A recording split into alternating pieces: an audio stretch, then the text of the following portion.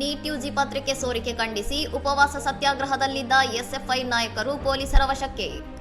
NEET UG ಪ್ರಶ್ನೆ ಪತ್ರಿಕೆ ಸೋರಿಕೆಯನ್ನು ವಿರೋಧಿಸಿ ಮತ್ತು ಕೇಂದ್ರ ಶಿಕ್ಷಣ ಸಚಿವರ ರಾಜೀನಾಮೆಗೆ ಒತ್ತಾಯಿಸಿ ಹೈದರಾಬಾದ್ನಲ್ಲಿ 24 ಗಂಟೆಗಳ ಉಪವಾಸ ಸತ್ಯಾಗ್ರಹ ನಡೆಸುತ್ತಿದ್ದ ಎಸ್ಎಫ್ಐ ಸದಸ್ಯರನ್ನು ಚಿಕ್ಕಡಪಲ್ಲಿ ಪೊಲೀಸರು ಸೋಮವಾರ ಬಂಧಿಸಿದ್ದಾರೆ. ದೆಹಲಿಯ ಜಂತರ್ ಮಂತರ್ನಲ್ಲಿ ನಡೆಯುತ್ತಿರುವ ಪ್ರತಿಭಟನೆಗೆ ಬೆಂಬಲವಾಗಿ ಎಸ್ಎಫ್ಐ ರಾಜ್ಯಾಧ್ಯಕ್ಷ ಎಸ್ ರಜನಿಕಾಂತ್ ಮತ್ತು ಕಾರ್ಯದರ್ಶಿ ಟಿ ನಾಗರಾಜು ನೇತೃತ್ವದಲ್ಲಿ ಈ ಪ್ರತಿಭಟನೆಯನ್ನು ಹಮ್ಮಿಕೊಳ್ಳಲಾಗಿತ್ತು. ಕೇಂದ್ರ ಶಿಕ್ಷಣ ಸಚಿವ ಧರ್ಮೇಂದ್ರ ಪ್ರಧಾನ್ ಅವರ ರಾಜೀನಾಮೆ ಹಾಗೂ ರಾಷ್ಟ್ರೀಯ ಪರೀಕ್ಷಾ ಸಂಸ್ಥೆ ರದ್ದತಿಗೆ ಆಗ್ರಹಿಸಿ ವಿದ್ಯಾರ್ಥಿಗಳು ಘೋಷಣೆಗಳನ್ನು ಕೂಗುತ್ತಿದ್ದು ಪೊಲೀಸರು ಅವರನ್ನು ಬಲವಂತವಾಗಿ ವಶಕ್ಕೆ ಪಡೆದಿದ್ದಾರೆ.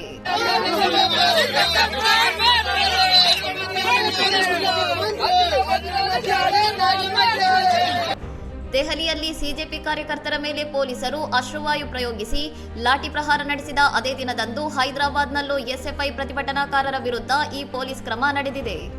ನೀಟ್ ಅಕ್ರಮಗಳು ಮತ್ತು ಸೋನಂ ವಾಂಗ್ಚುಕ್ ಅವರ ಆರೋಗ್ಯ ಸ್ಥಿತಿಯ ಬಗ್ಗೆ ಚರ್ಚೆಗೆ ಆಗ್ರಹಿಸಿ ಸಂಸತ್ತಿನ ಮಳೆಗಾಲದ ಅಧಿವೇಶನದಲ್ಲೂ ಪ್ರತಿಪಕ್ಷಗಳು ತೀವ್ರ ಗದ್ದಲವೆಬ್ಬಿಸಿದ ಕಾರಣ ಸದನಗಳು ಹಲವು ಬಾರಿ ಮುಂದೂಡಲ್ಪಟ್ಟಿವೆ.